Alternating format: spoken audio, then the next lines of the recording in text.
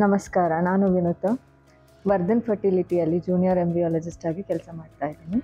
ಇವತ್ತಿನ ಟಾಪಿಕ್ ಏನು ಅಂತ ಹೇಳಿದರೆ advance sperm selection techniques. Sperm selections ಅಂದರೆ ಏನು, ಸ್ಪರ್ಮ್ ಸೆಲೆಕ್ಷನ್ ಯಾಕೆ ಮಾಡ್ತೀವಿ? ಸ್ಪರ್ಮ್ ಸೆಲೆಕ್ಷನ್ ಏನಂದರೆ, ನಾವು IVF ಅಥವಾ ICSI ಅಂತ ಒಂದು ಪ್ರೊಸೀಜರ್ಸ್ ಮಾಡುವಾಗ ಸ್ಪರ್ಮ್ಸ್ನ ಸೆಲೆಕ್ಟ್ ಮಾಡ್ಕೋಬೇಕಾಗತ್ತೆ.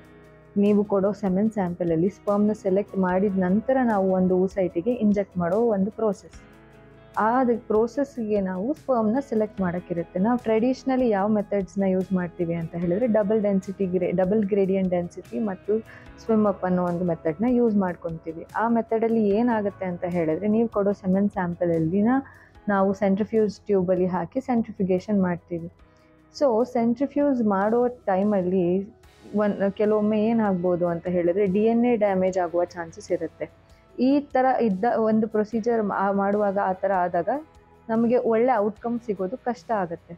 ಸೊ ನಾವು ಟ್ರೆಡಿಷ್ನಲ್ ಮೆಥಡ್ಸ್ನ ಹೊರತುಪಡಿಸಿ ಅಡ್ವಾನ್ಸ್ಡ್ ಸ್ಪರ್ಮ್ ಸೆಲೆಕ್ಷನ್ ಮೆಥಡ್ಸ್ ಏನೇನು ಇದೆ ಅಂತ ಹೇಳಿದ್ರೆ, ವಿ ಕ್ಯಾನ್ ಯೂಸ್ ಮೈಕ್ರೋಫ್ಲೂಯಿಡಿಕ್ ಡಿವೈಸಸ್.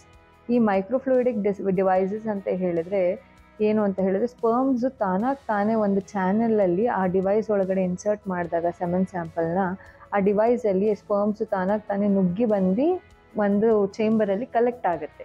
ಆ ಚೇಂಬರಲ್ಲಿ ಕಲೆಕ್ಟ್ ಆಗೋ ಸ್ಪರ್ಮ್ಸ್ಗೆ ಒಳ್ಳೆ ಮೊಟಿಲಿಟಿ ಸ್ಪರ್ಮ್ಸ್ ಅಥವಾ ಮಾರ್ಫಾಲಜಿಕಲಿ ಸ್ಪರ್ಮ್ಸ್, ಅದು ಮಾರ್ಫಾಲಜಿ ವೈಸ್ ಅಥವಾ ಮೊಟಿಲಿಟಿ ವೈಸ್ ಆ ಸ್ಪರ್ಮ್ ಚೆನ್ನಾಗಿದ್ದರೆ ಅಷ್ಟೇ ಆ ಡಿವೈಸ್ ಚಾನೆಲ್ನ ಮುಖಾಂತರ ಹೋಗ್ಲಿಕ್ಕೆ ಸಾಧ್ಯ. ಸೊ ನಾವು ಅದನ್ನು ಇನ್ಕ್ಯುಬೇಷನಿಗೆ ಆದಮೇಲೆ ಲೋಡ್ ಮಾಡಿ ಒಂದು 30 ಮಿನಿಟ್ಸ್ ಇನ್ಕ್ಯುಬೇಷನ್ ಆದಮೇಲೆ ಆ ಸ್ಪರ್ಮ್ಸ್ ತಾನೇ ಅದು ಈಚೆ ಬಂದಿದೆ ಅಂತ ಹೇಳಿದರೆ, ಸಕ್ಸೀಡ್ ಆಗಿದೆ ಆ ಸ್ಪರ್ಮ್ಸ್ ಅಂತ ಹೇಳಿದರೆ ಅದು ಗುಡ್ ಸ್ಪರ್ಮ್ಸ್ ಅಂತ ಹೇಳಿ.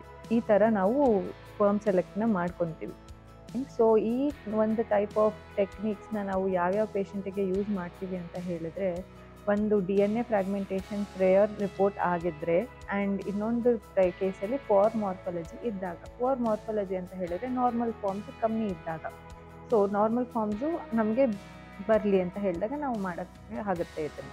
ಇನ್ನು ಎರಡು ಕೇಸಲ್ಲಿ ಒಂದು ಸ್ಪರ್ಮ್ ಸೆಲೆಕ್ಷನ್ ಟೆಕ್ನಿಕ್ನ ನಾವು ಯೂಸ್ ಮಾಡ್ಬೋದು ಅಂತ ಹೇಳಿದ್ರೆ, ಪ್ರೀವಿಯಸ್ಲಿ IVF ಸೈಕಲ್ಸ್ ಏನಾದರೂ ಫೇಲ್ ಆಗಿದ್ರೆ, ಫರ್ಟಿಲೈಸ್ ಆಗದೆ, ಸೊ ಅದು ಸ್ಪರ್ಮ್ ಮಾರ್ಫಾಲಜಿ ಅಥವಾ ಸ್ಪರ್ಮ್ ಪ್ಯಾರಾಮೀಟರ್ಸಿಂದ ಫೇಲ್ ಆಗಿದೆ ಅಂತ ಗೊತ್ತಾಗಿದ್ರೆ, ಸೊ ನಾವು ಅಡ್ವೈಸಬಲಿ ಪೇಷಂಟ್ಸಿಗೆ ಫಸ್ಟೇ ಇನ್ಫಾರ್ಮ್ ಮಾಡ್ತೀವಿ ಟು ಯೂಸ್ ದಿಸ್ ಡಿವೈಸ್.